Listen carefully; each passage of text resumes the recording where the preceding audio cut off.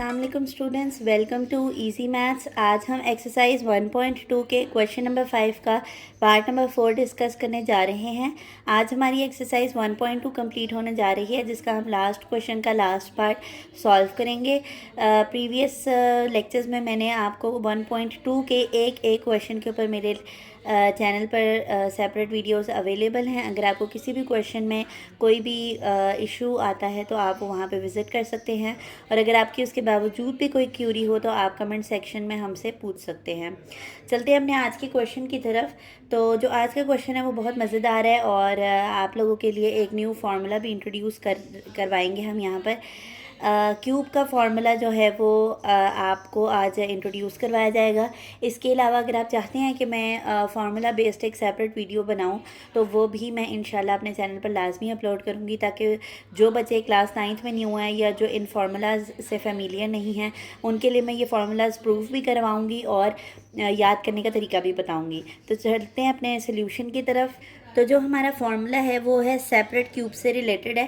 Separate cube का formula हमारे पास इस तरह होता है कि अगर आपके पास कोई दो वैल्यूज़ हैं सेपरेट और उनके ऊपर सेपरेट क्यूब्स अवेलेबल हैं और वो ऐड हो रही हैं या सब्ट्रैक्ट हो रही हैं, तो वो फार्मूला इस तरह से ओपन होता है कि आप एक दफ़ा इनको सिंपल लिखते हैं x + y, ठीक है, और फिर आप फर्स्ट वैल्यू का स्क्वायर लेते हैं इधर, और यहाँ पर सेकंड वैल्यू का स्क्वायर लेते हैं, और अगर यहाँ पर प्लस हो तो यहाँ आपने माइनस लेना है और इन दोनों का प्रोडक्ट ले लेना है। तो x और y का जब प्रोडक्ट लेंगे आप तो क्या आ जाएगा, xy आ जाएगा। ठीक हो गया।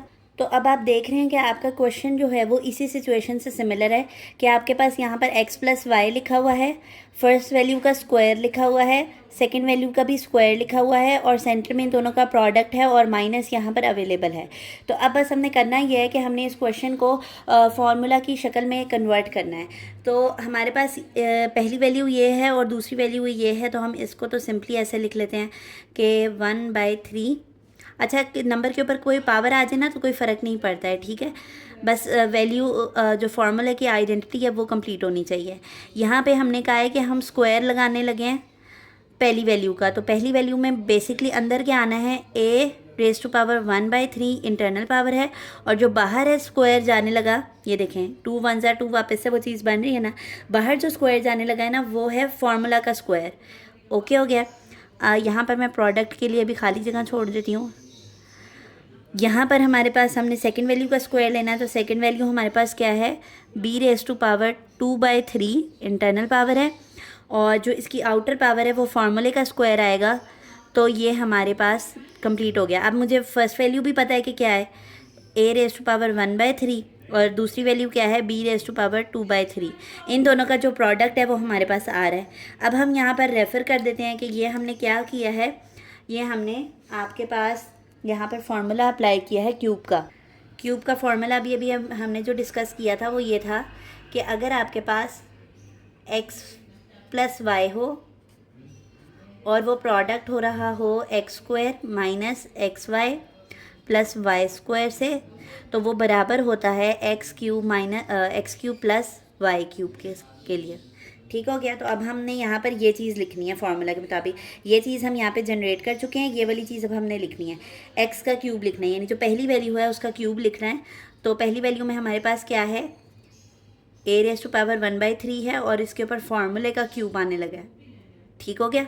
यहाँ पर इसी तरह सेकेंड वैल्यू हमारे पास क्या है, b⁻² 2/3, और यहाँ पर इसके ऊपर क्या आने लगा है, फार्मूला का क्यूब आने लगा है। ठीक है।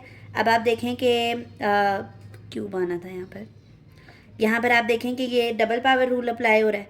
तो डबल पावर रूल क्या होता है हमारे पास, कि अगर कोई नंबर है a और उसके ऊपर पावर है m और उसकी आउटर पावर है n, तो वो पावर्स आपस में क्या हो जाती हैं, मल्टीप्लाई हो जाती हैं।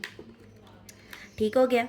तो यहाँ पर अब 1/3 मल्टीप्लाई हो रहा है 3 से, तो ये कैंसिल हो जाएगा, तो हम इसको यहाँ पर कैंसिल कर देते हैं। तो यहाँ पर क्या रह जाएगा, a⁻1, और वो हम लिखते नहीं हैं।